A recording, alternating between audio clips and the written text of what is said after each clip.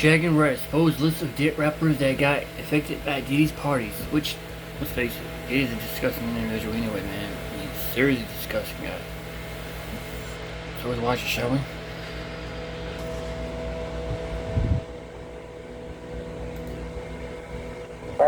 Drake, Ron Jeremy, Denzel Washington, Beyonce Knowles, Ellen DeGeneres, Whoopi Goldberg, Lady Gaga, Chrissy Teigen, John Legend, Joan Rivers, Rob Saget. Do you want me to keep you going?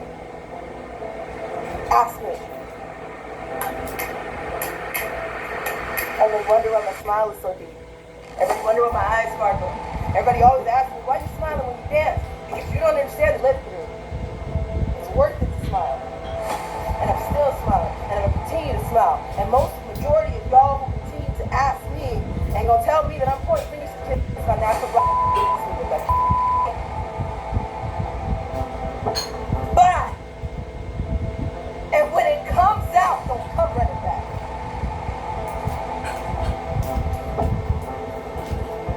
I shouldn't have to get this nitty gritty for people to wake up. I shouldn't have to say something like that for you to be like, oh, she's probably telling the truth. It is pathetic that people gotta go here. It's pathetic that it's gonna take somebody to say it was me for somebody to understand. I'm gonna stop telling though. I mean, he actually caught HIV like having like a lot of women.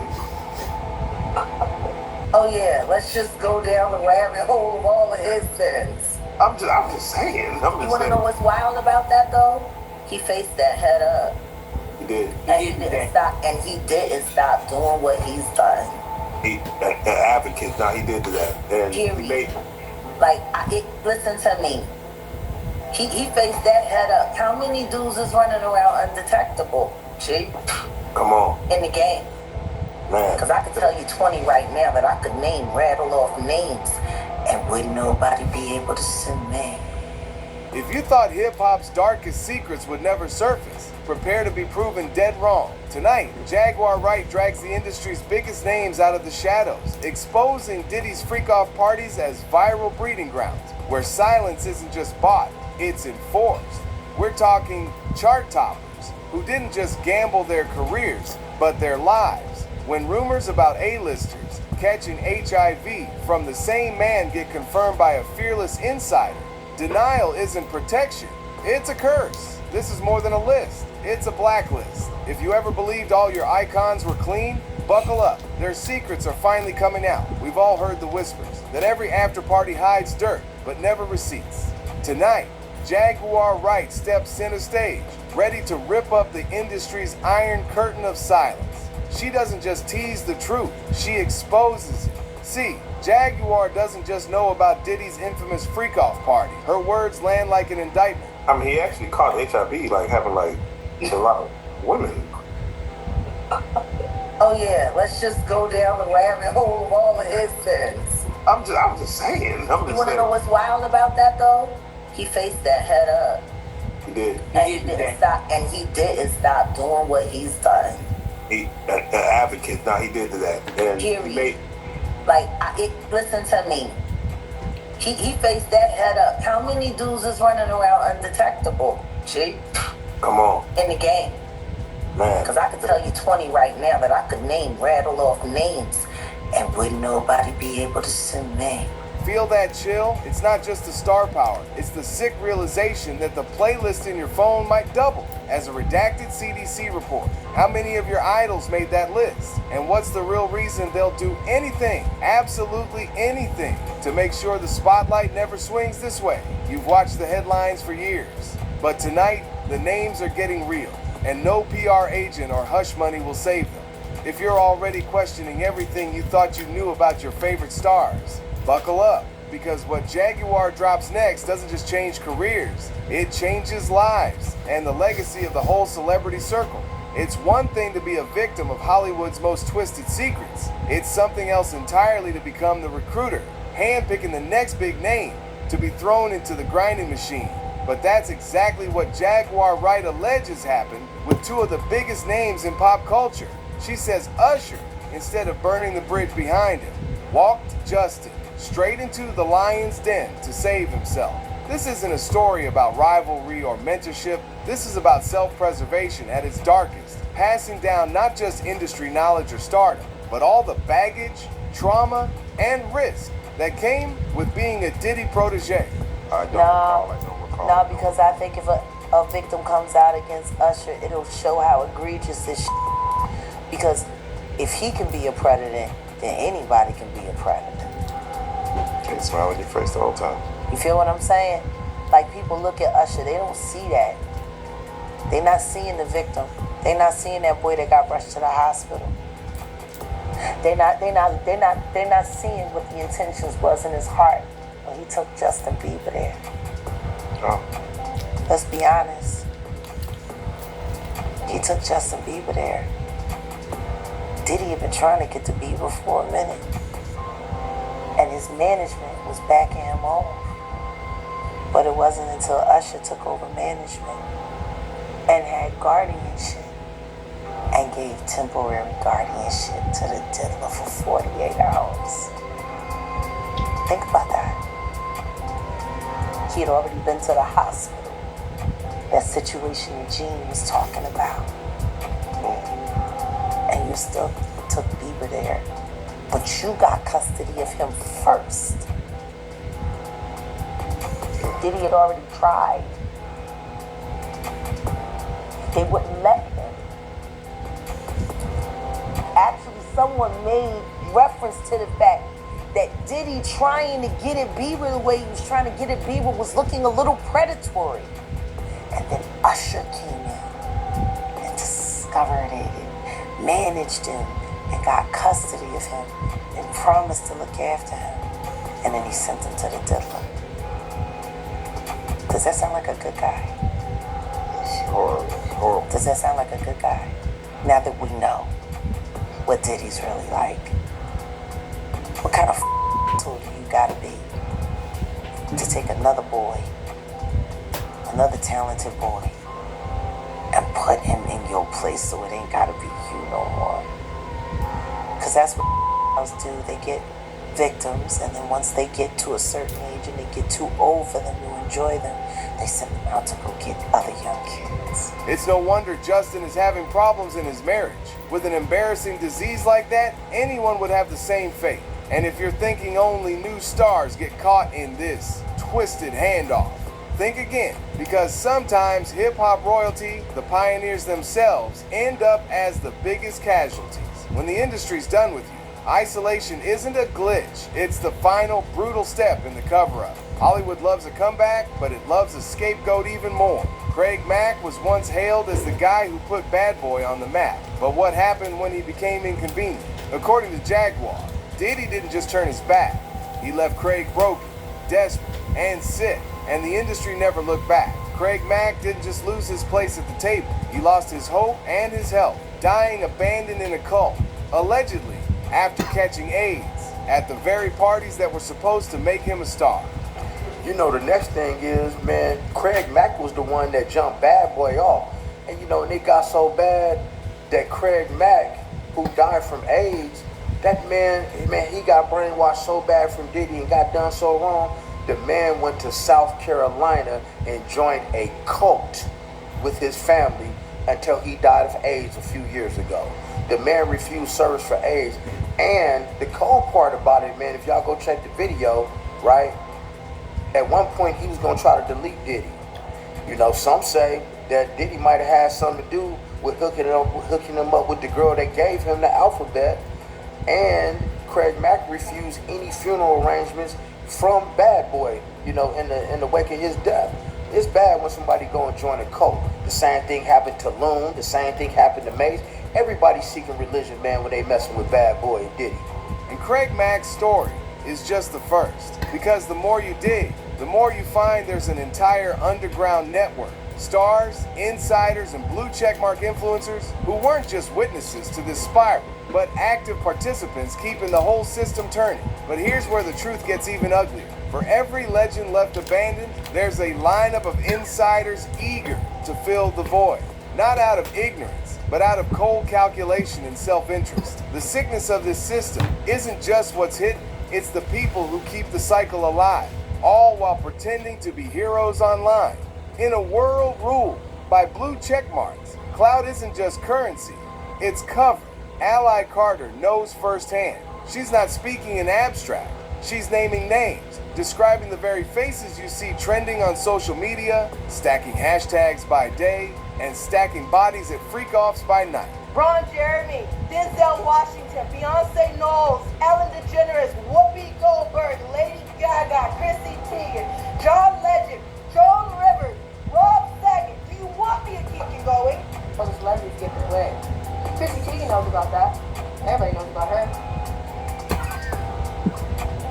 John Legend knows about that. Denzel Washington knows about that. Oprah knows about that. Ellen knows about that. Sandra Bullock knows about that.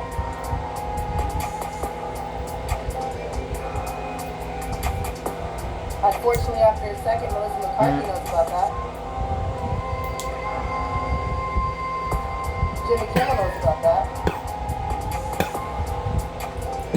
Does everybody want to leave names? The list goes on.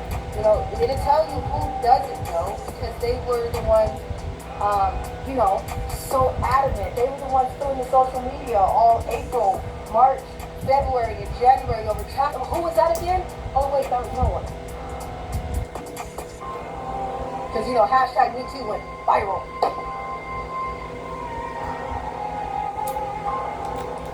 The celebrities that have been, pushing, the blue checkmark people that have been big since the beginning, not just when it became a trend. It's one thing to hear whispers, but it's another to watch the authorities bust down the doors and collect the evidence themselves. When you see the full scale of what was seized at those parties, you realize this isn't just scandal, it's operation-level depravity. When the raids went down on Diddy's properties, the feds didn't just find party favors. They found literal mountains of evidence that something was sickeningly organized and systemic. At the time, we only speculated that investigators collected electronic evidence, but now we know for sure. According to the indictment against Diddy, investigators seized more than 1,000 bottles of baby oil and lubricant from his home. The court doc states these items were used in something referred to as freak-offs, which were elaborate and produced performances that Combs arranged, directed, during, and often electronically recorded. In arranging these freak-offs, Combs, with the assistance of members and associates of the Combs enterprise, transported and caused to be transported commercial across state lines and internationally. This is the proof, the industrial prep, undeniable evidence that this wasn't one wild night or a handful of lost souls. It was a machine designed to feed power, compliance, and blackmail. But material evidence is only one half of the story. The real gut punch? It's when you see just how many of the world's most beloved faces kept showing up at these parties. Not just as guests, but as regulars in scenes nobody wanted the public to see. For years, Diddy's Black Book has been every gossip outlet's holy grail. But few dared to say what Brother Bilal now drops out loud. Will Smith, yes, the Fresh Prince, wasn't just present, he was a fixture, and he wasn't there alone. Bilal claims he witnessed Will Smith and Dwayne Martin deep in the mix, living out double lives at Diddy's infamous gatherings. These weren't one-off appearances, these were repeat showings at a scene where secrets were currency and silence was job security. Then I saw that when I walked in them. Who'd you walk in on? Him and Dwayne Martin. Okay. Hollywood is the hurry up and wait game. So 3 minutes later, after them telling me, hey, you got eyes on Will, we need him to come watch this. So I'm running all over the studio. He's not in his dressing room. I go to the cafeteria. I'm like, what? But I see his car there. I'm like, where's this guy at? So now I'm holding Dwayne down too, so I have the keys to his dressing room. So I'm like, yo, and they're calling I'm on walkie-talkie and they calling my cell phone. Yo, we need to get Will here. And I'm like, yo, I'm trying to find it. Like, this is unlike him, right? So, all right, I open the door to Dwayne's dressing room, and that's when I see Dwayne and having Will.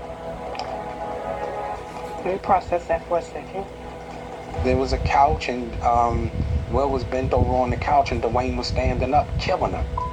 Like, murder. And if you think public denial is a sign of innocence, think again. Watch Will Smith on stage, aggressively shutting down even a whiff of the Diddy allegations with a defensive deflection that says more than any admission could. I don't have to do with Puffy, so y'all can stop all that. But not everyone who survives these shadowy circles comes out richer or more powerful. For some, the cost is even steeper. A lifetime of regret, pain, and public breakdowns no amount of hush money can cure. You may wonder what happens to those who give up everything, thinking fame, or at least Diddy's blessing, will make them untouchable. For YK Osiris, it was the opposite. Word is, he gave up his so-called man card, did everything the system demanded, and still got snubbed, lost, left spinning. When The Mask slipped on IG Live and the industry wrote him off as another emotional casualty, they missed the deeper truth. Family calling, man, I need this, fuck body. This shit is not right.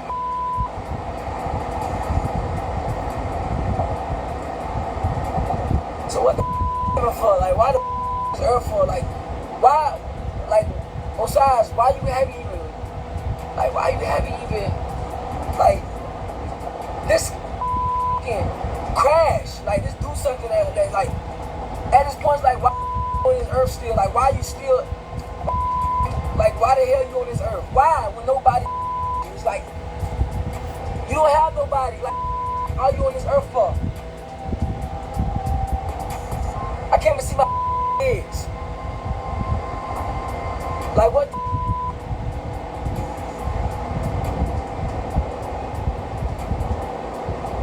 Haven't made no music. I haven't made no money from music in like two and a half years. With the big dogs, risking your life, dignity, even your future, doesn't buy loyalty. You can do everything right, but if you think that guarantees the riches and keys, look no further than Osiris to see the game is rigged.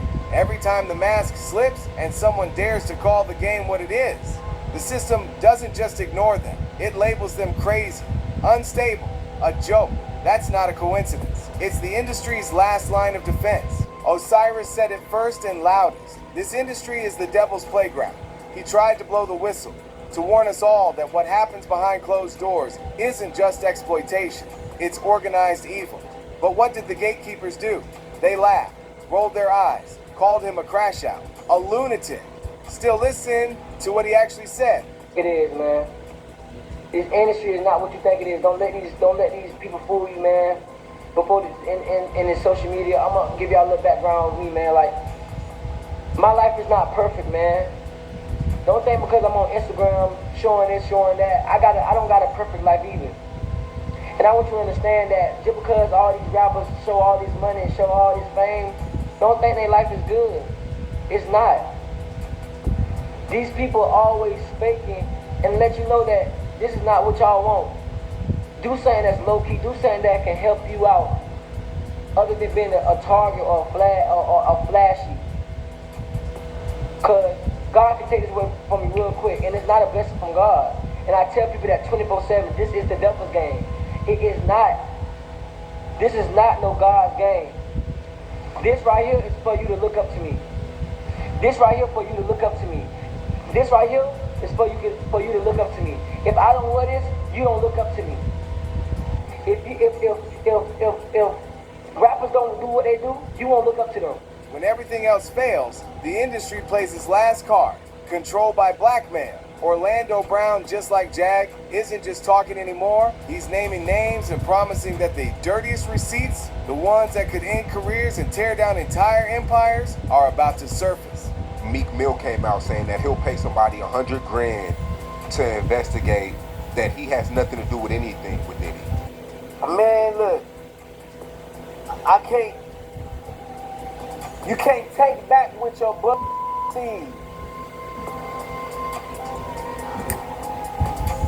That's just like the video that's coming out with him and Will. With Will Smith getting the Will Smith. You ain't heard the Will Smith footage? Yeah. Alright, Will Smith. Then they got the Carl Winslow. Yeah, they got a lot, bro. It's a lot coming out, bro. You know what I'm saying? And I'm gonna just give it to you 1,000, bro. You know what I'm saying? Like, Jaleel White was breaking Bill Johnson for a very long time. He wasn't just talking about corruption. He was talking about stars being sacrificed, their health destroyed, and a cycle of silence enforced by blackmail and disease. The most lethal secret? A-list artists, rappers, singers, even executives allegedly catching HIV at these parties, and their silence bought not just with cash, but with the threat of total ruin. Even lawyers are stepping up, on camera, on record, saying there is no way to stop what's about to come out. Do you think the videotapes will ever be released? Do we live in America? It's a dog. Because I will tell you, if you just pay attention to the testimony, there were videos on an iPad that the employees had access to, right? And you can't tell me, anyone who's watching this, they've been anywhere and something was going down and somebody said, hey man, give me a copy of that. Right? I mean, we can go back to the R. Kelly tape. That was VHS. You know how hard it is to make a copy of a VHS? and it was probably 30 or 40 of them tapes in every neighborhood. Right? Now we're talking about digital. Now we're talking about, hey man, here, drop me that video. Right? Hey, Spread like wildfire. exactly. Because I am pretty sure either through the dark web or through one-sided consent of some sort, it's going to be released. This isn't just about S embarrassment. We're talking about a literal epidemic, a disease moving quietly through the highest ranks of music and celebrity. Jaguar Wright pulls back the curtain on one of the industry's most suspicious deaths, Whitney Houston.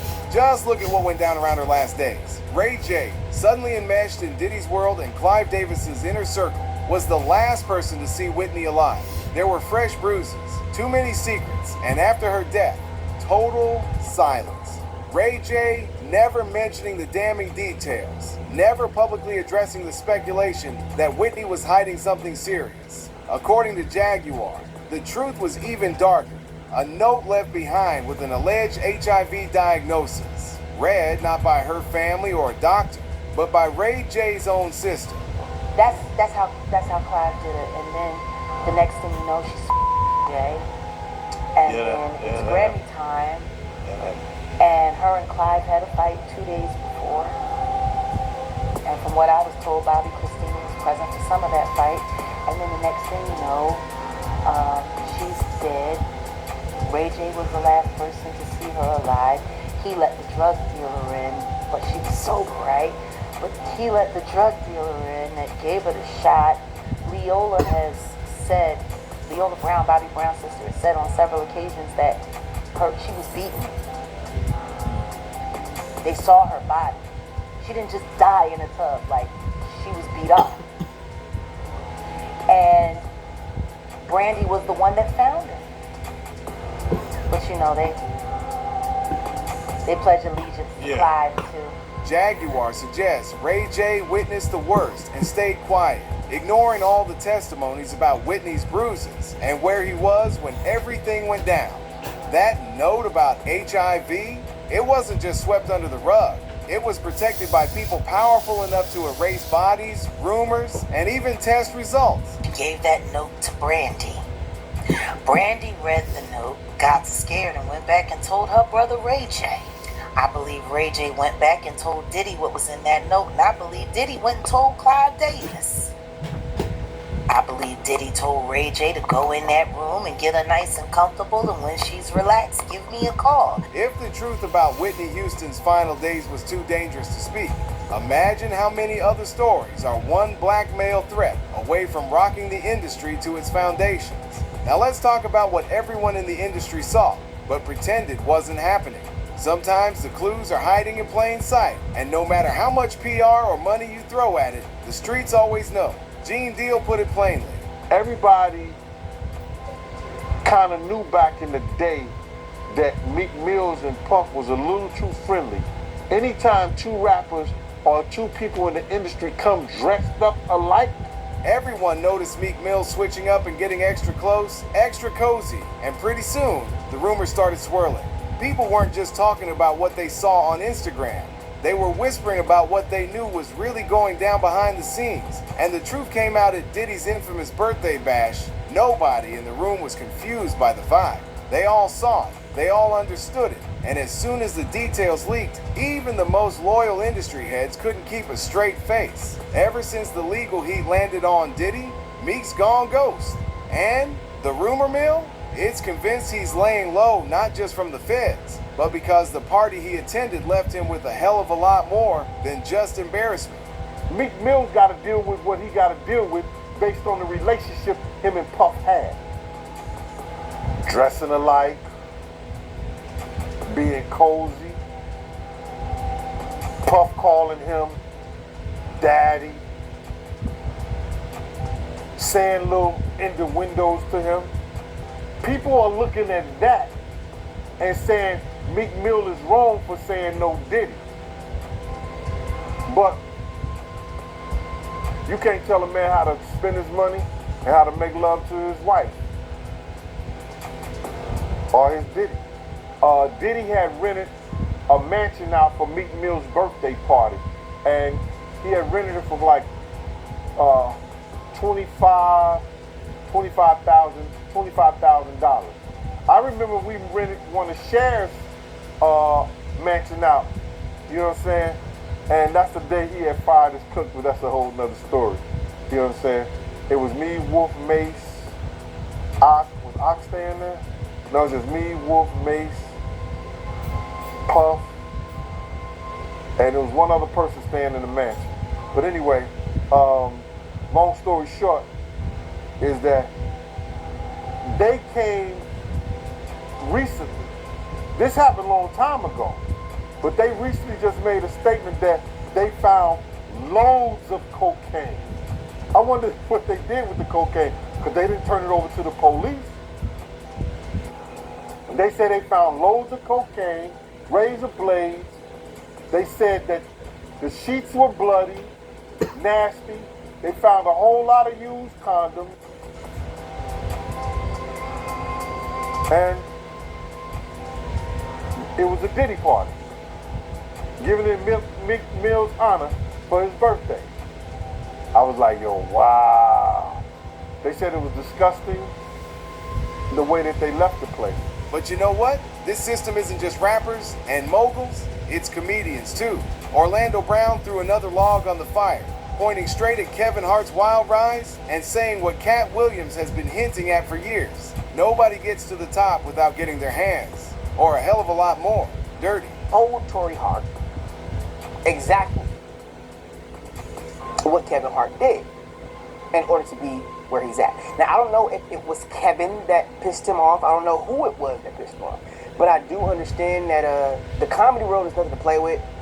And since, Richard Pryor left us, God rest his soul, it's more like, everybody's trying to be Richard Pryor. And I can't put myself in position to not understand why some people just don't have the kind of respect for Cat that they should have. Kevin been pissing off a lot of people, comedically. You know what I'm saying? And I think that instead of trying to bash somebody that knows what they're talking about and bash somebody that has respect in the comedy world, I think that they need to look deeper into why is he letting this information go? Why is this information just now being released? Why? I mean, come on. Why does his chain look bigger than any rappers that I've ever seen rap? Why, out of all the comedians, does he still have a $3 million mansion in Malibu? Why, out of every single comedian, does he still get picked on? But still looks like he's getting a check for nothing, just to sit on his couch, and everybody else look like, they're has-beens. So now that the curtains are finally ripping open, ask yourself, if this many icons are hiding the same disease and secrets, how much of the culture you love was built on silence and sacrifice? And with tapes, receipts, and confessions piling up by the day, who's really safe from exposure in an era where loyalty is dead and blackmail is big business? The truth isn't just coming, it's here. Drop your answers below. Who do you think is next? And once every secret leaks, will there be anything left to